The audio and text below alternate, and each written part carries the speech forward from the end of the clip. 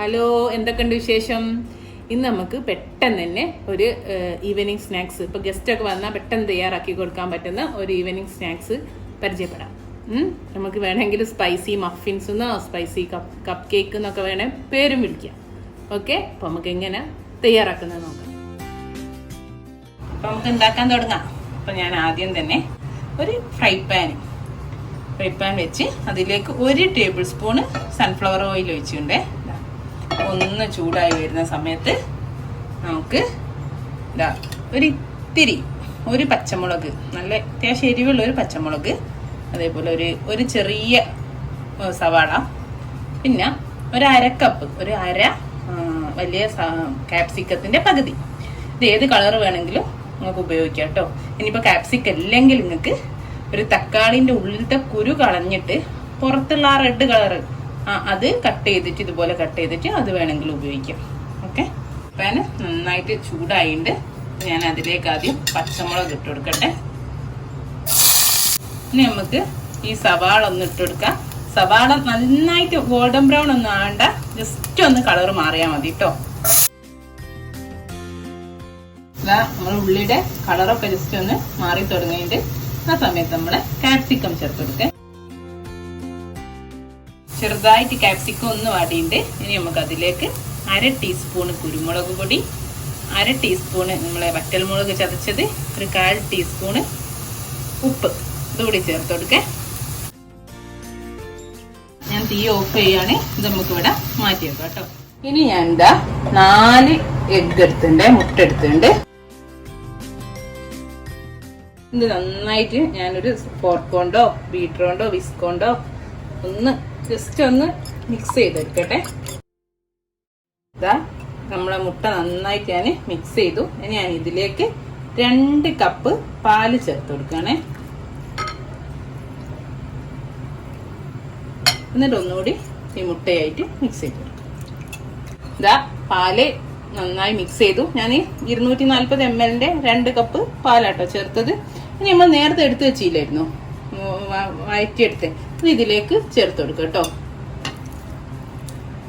ഇതിൽ ഞാൻ മക്കളുള്ളതുകൊണ്ടാണ് കുറച്ച് വറ്റൽമുളക് ഞാൻ 1/2 ടീസ്പൂണേ കുട്ടിയുള്ളൂ. ഇപ്പൊ നല്ല എരിവ് വേണമെങ്കിൽ 1 ടീസ്പൂൺ വരെ ചേർത്തിട്ടോ.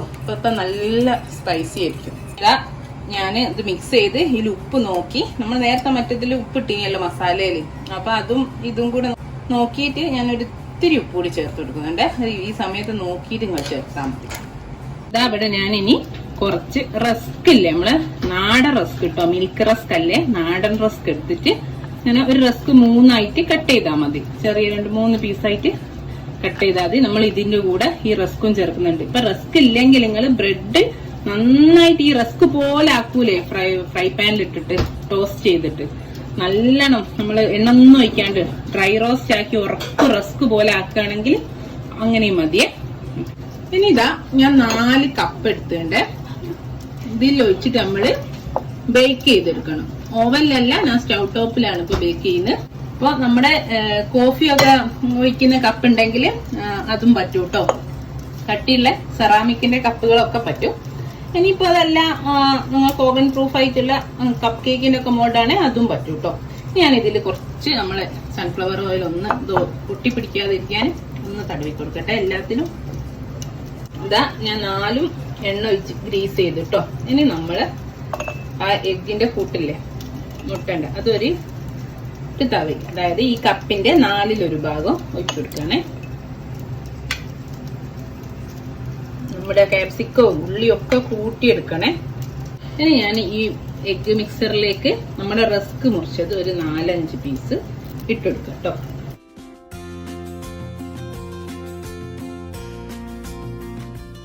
ചെറുതാണോ 5-6 പീസ് ഇട്ടോളൂ കേട്ടോ. ഇനി ഞാൻ ഒരു തവയോടെ ഇതിന്റെ മേലെ ഒഴിച്ചു കൊടുക്കട്ടെ.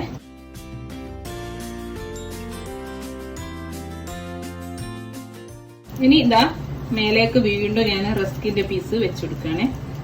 ഒരു 10 റസ്കോളം മൊത്തത്തിൽ വേണ്ടി വരും കേട്ടോ.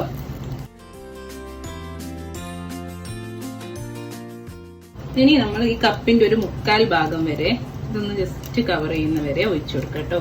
ബാക്കിയുള്ളത് മുട്ട ഞാൻ മീഡിയം സൈസ് മുട്ടയാണ് 4 എടുത്ത്.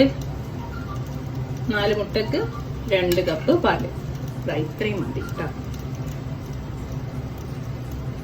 അപ്പൊ നമ്മൾ ബേക്ക് ചെയ്യുമ്പോൾ ഒന്ന് പൊന്തിപ്പോരും പുറത്തേക്ക്. ഇനിതാ ഞാൻ കുറച്ച് സ്പ്രിംഗ് ഓനിയൻ ഇല്ലേ, ഗ്രീൻ കളർ ഉള്ളിത്തണ്ട്, അത് ഇവിടെ കട്ട് ചെയ്തിട്ടുണ്ട്. അതിന്റെ മേലൊന്ന് ഇട്ട് കൊടുക്കട്ടെ. ഇതില്ലാത്തിരി മല്ലിയില ഇട്ട് കൊടുത്താലും മതി കേട്ടോ. ഇത് നിർബന്ധവും ഇല്ല തന്നെ വേണമെന്ന്. ഇത്രേ ഉള്ളൂ. ഇനി വേണമെങ്കിൽ ഞാൻ ഇപ്പൊ എന്റെ കയ്യിൽ കുറച്ച് ചീസ് ഉണ്ട്, മൊസറല്ല ചീസ്. ഏത് ചീസാണെങ്കിൽ കുഴപ്പമില്ല. ഇതിപ്പോ ഞാൻ ഉണ്ടാക്കിയ ചീസ് ഇവിടെ ഉണ്ട്. അത് ഞാൻ ഇത്തിരി ഇട്ട് കൊടുക്കുക. അതൊരു നിർബന്ധവും ഇല്ല. ചീസ് കുട്ടികൾക്ക് ഇഷ്ടമാണ്.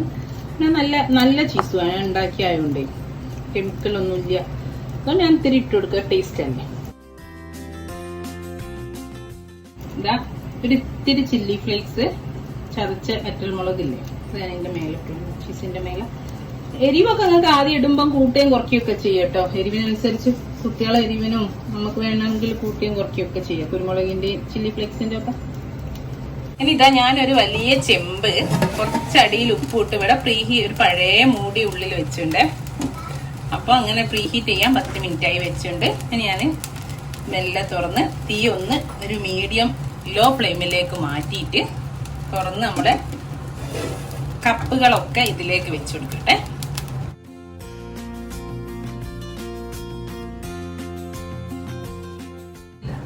ഇതൊരു 25-30 മിനിറ്റ് എടുക്കും.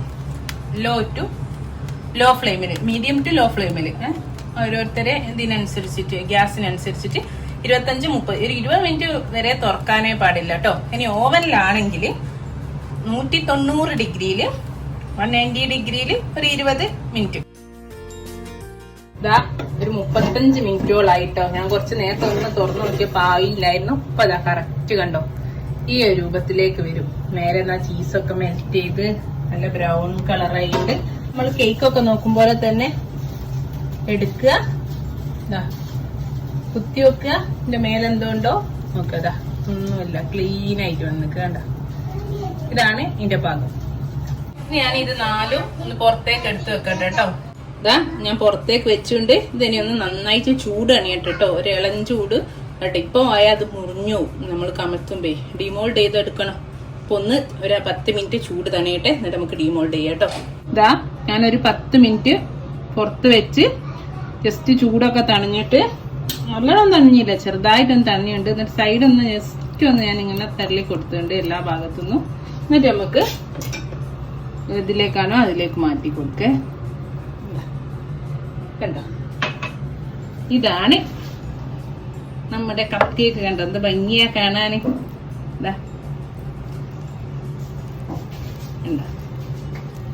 അപ്പൊ എല്ലാരും കണ്ടല്ലോ, നല്ല ഈസിയാണ്, ഒരു വെറൈറ്റിയാണ്. ഗസ്റ്റ് ഒക്കെ വരുമ്പോ വേണേ ഉണ്ടാക്കി കൊടുക്കുക.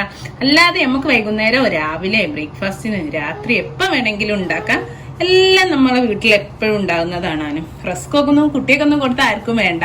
അപ്പൊ ഇങ്ങനെ ആക്കി എല്ലാവർക്കും ഒരു ഇഷ്ടമായിരിക്കും. എല്ലാരും ട്രൈ ചെയ്ത് നോക്കുക.